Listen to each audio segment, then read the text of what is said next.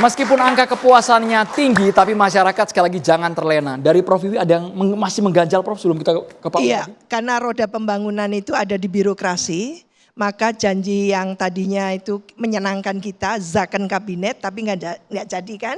Oke, nggak jadi. Tapi bagaimana mengelola itu?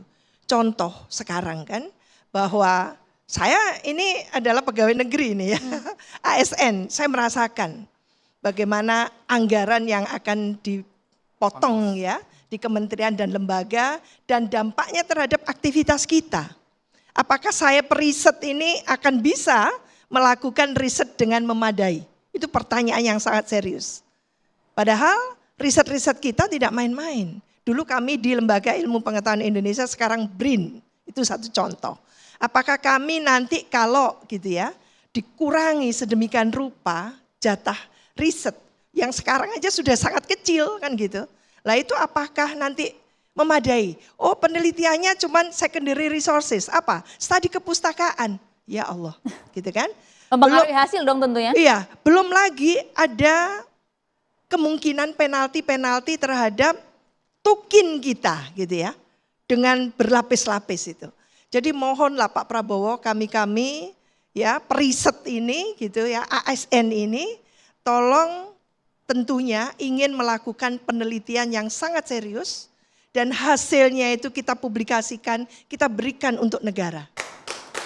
Oke, menarik ini. Coba kita tanyakan ini ya, curhatan dari Prof Wiwi ya kepada Pak Wihadi. Nampaknya beberapa program-program strategis yang kemudian dianggap sebagai capaian, salah satunya tadi efektivitas anggaran itu nampaknya belum dirasakan cukup baik, salah satunya oleh peneliti kita dari BRIN, Pak Wihadi.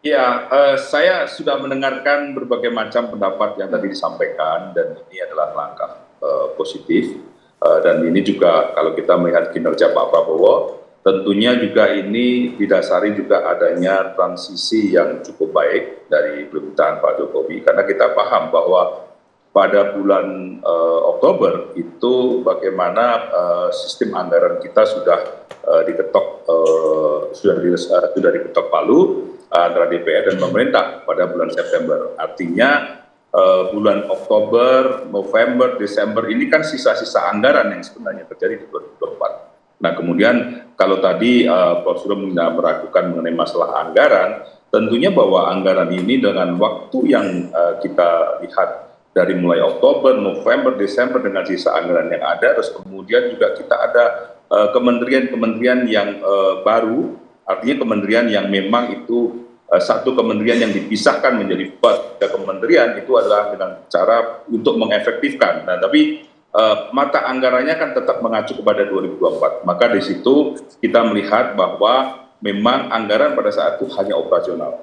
Nah, kemudian kalau kita melihat tadi Pak Sugeng mengatakan mengenai penghematan anggaran. Nah, ini perlu kami sampaikan juga bahwa penghematan yang dilakukan oleh Pak Prabowo dalam anggaran ini adalah benar-benar memang sudah menyisir dengan baik anggaran-anggaran yang sebenarnya boleh dikatakan ini anggaran yang boleh dikatakan sangat-sangat bisa diefektifkan. Contohnya sekarang, bahwa kita ini sekarang sudah dalam kondisi paperless, maka ATK itu perlu ada penghematan penganggaran ATK. Nah, kalau kita melihat ATK saja itu 44 triliun. Nah, ini kan satu hal yang kita melihat bahwa boleh baik itu kertas apa dan segala macam ini kan bisa dihemat.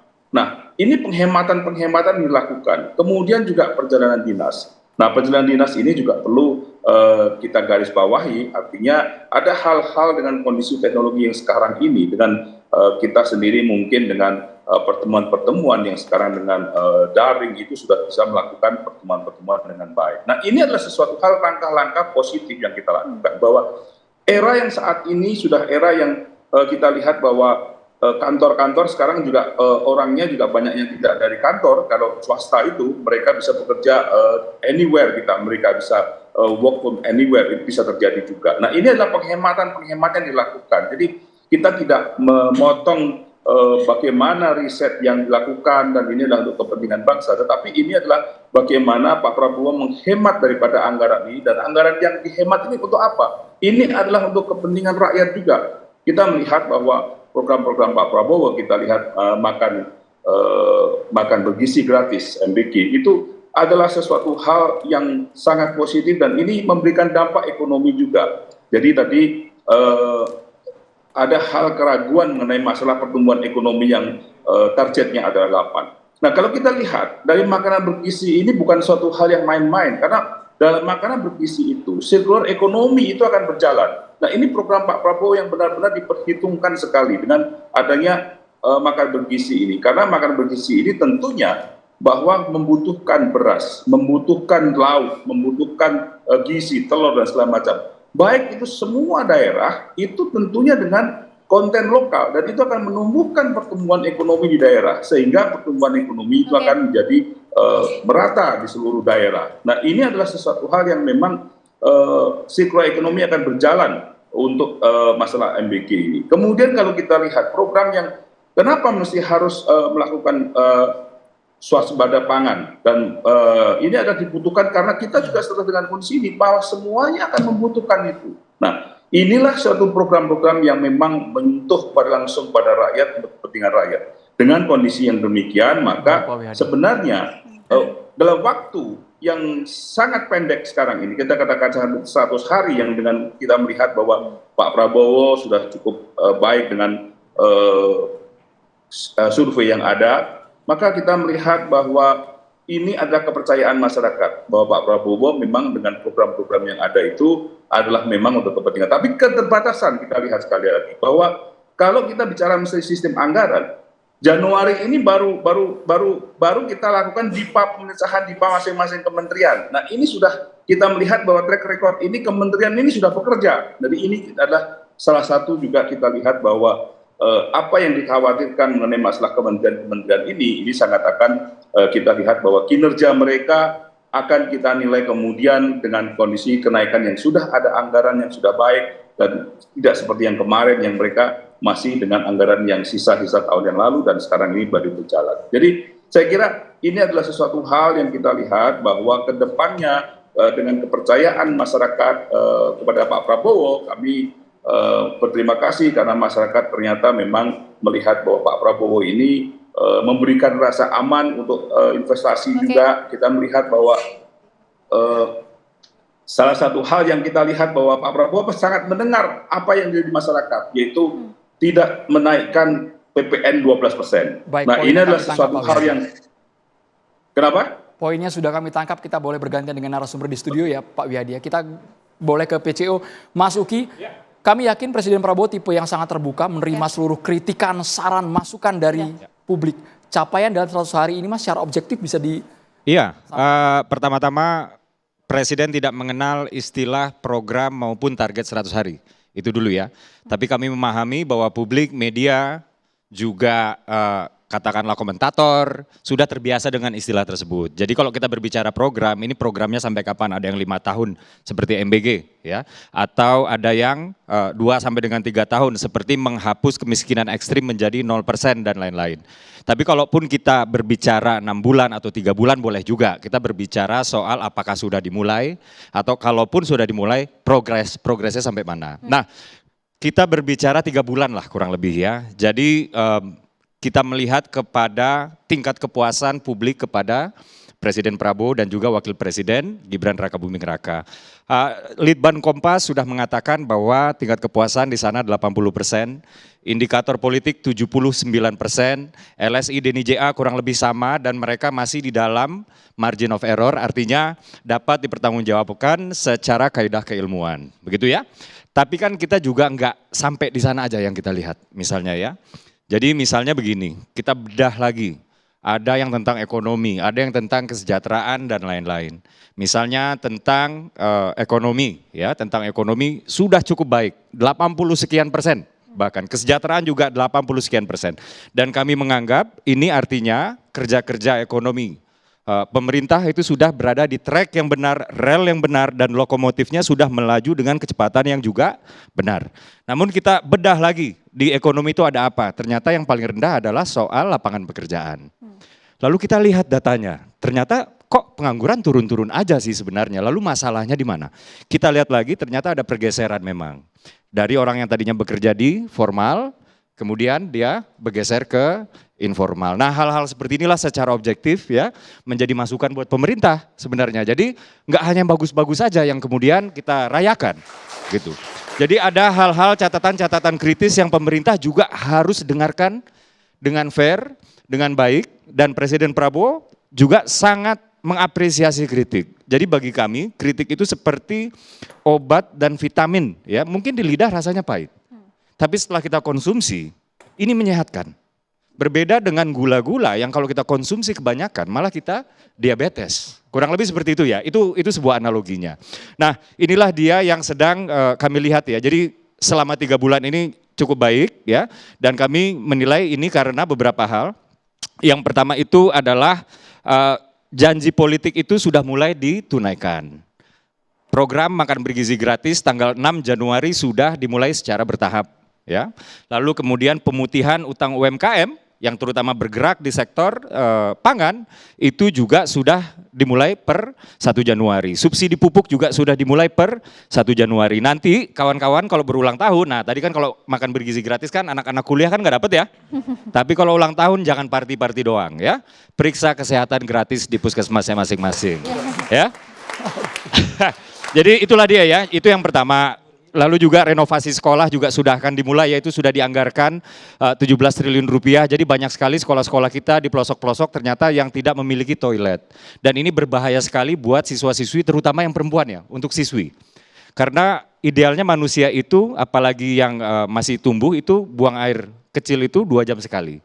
Bayangkan kalau mereka sekolah sampai dengan 5 jam, itu mereka harus menahan air kecilnya dan itu bisa berpotensi menyebabkan infeksi kandung kemih maksud saya. Nah, hal-hal seperti ini juga sudah dimulai untuk ditunaikan. Nah, lalu yang kedua adalah keberpihakan kepada rakyat. Ini maksudnya seperti apa? Kita sama-sama tahulah sewaktu undang-undang harmonisasi pajak itu sudah mengharuskan ya bahwa PPN itu harus naik sebesar 1% dari 11 sampai dengan 12%. Dan saat itu memang terjadi dinamika ya. Di satu sisi kita harus menjaga sehatnya postur anggaran, di sisi lain kemudian Presiden itu percaya bahwa rakyat itu bebannya nggak boleh ditambah lagi. Dan Presiden memesankan sistem perpajakan di Indonesia itu harus memenuhi 3 prinsip. Yang pertama adalah keberpihakan, ya. Yang kedua adalah perlindungan, melindungi daya beli, dan yang ketiga adalah saya lupa nih yang ketiga, coba nanti kita masuk ke sana ya. Cuman yang jelas dari 3 poin itu tadi, kemudian Presiden memutuskan bahwa kenaikan PPN sebesar 1% hanya akan dikenakan kepada barang-barang yang memang sudah dikategorikan sebagai barang mewah, yang memang sebelumnya juga sudah dikenakan PPNBM atau pajak penjualan barang mewah. Artinya barang konsumsi seperti odol, ya, seperti sampo misalnya, atau sikat gigi, atau misalnya sapu, atau misalnya kita beli obat di minimarket dan lain-lain, itu tidak ada kenaikan. Dan inilah dia ya, keberpihakan pada rakyat. Lalu yang keberpihakan kedua, misalnya Presiden Prabowo juga dalam sekian bulan sudah menurunkan biaya haji. Jadi biaya haji yang tadinya 80-an juta ya, per 1 orang jemaah, kemudian sudah diturunkan menjadi 55-an juta. Jadi ini juga keberpihakan Presiden Prabowo. Di luar yang pemutihan utang UMKM ya, di luar pemutihan UMKM tadi. Nah, 2 hal ini tadi ya, yaitu janji politik yang mulai ditunaikan, kemudian keberpihakan kepada rakyat, ada juga soal strong leadership. Termasuk penegakan hukum tadi, Mas Uki, yang dipertanyakan Pak Slamet?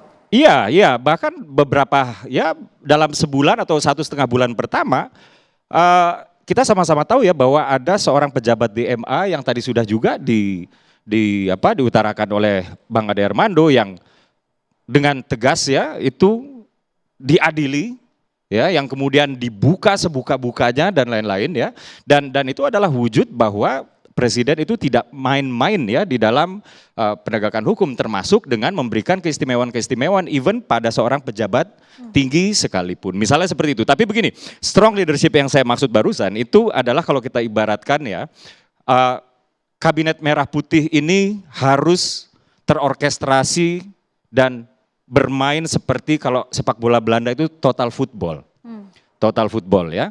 Jadi sama-sama kita sudah menyaksikan ya beberapa saat setelah dilantik di Magelang, maksud saya pada saat dilantik di Magelang itu anggota Kabinet Merah Putih itu bukan hanya diberikan pengayaan materi terkait misalnya AI, terkait misalnya good governance, terkait misalnya politik regional dan global dan lain-lain, tapi juga di situ visi dan misi utamanya diadakan retret di Magelang itu adalah membentuk keseiramaan, chemistry di antara kementerian, juga kekompakan, nggak boleh ada menteri yang ke kiri sementara yang lainnya majunya ke depan, nggak ada boleh menteri yang bergeraknya terlambat, nggak ada boleh menteri yang bergeraknya kecepatan. Kenapa ini penting? Karena quick wins atau program hasil terbaik cepatnya Presiden Prabowo itu kan nggak ada yang single sector. Saya ambil contoh misalnya program makan bergizi gratis ya. Kita boleh saja di dalam kepala kita berbicara MBG, artinya di sini leading sektornya adalah Badan Gizi Nasional ya yang dipimpin oleh Prof. Dadan. Tapi mungkin kita lupa bahwa suplai bahan baku makanan tersebut itu dari para petani, dari para pekebun, dari para peternak, dari para nelayan. Dan di sini makanya perlu ada program lain yang juga sedang digalakan pemerintah, yaitu apa? Ketahanan dan swasembada pangan. Gitu. Jadi kalau misalnya saya membayangkan secara liar ya, MBG langsung ditunaikan gitu ya, 82 juta orang penerima manfaat, sementara swasembada pangan tidak jalan. Maka yang terjadi apa? Inflasi.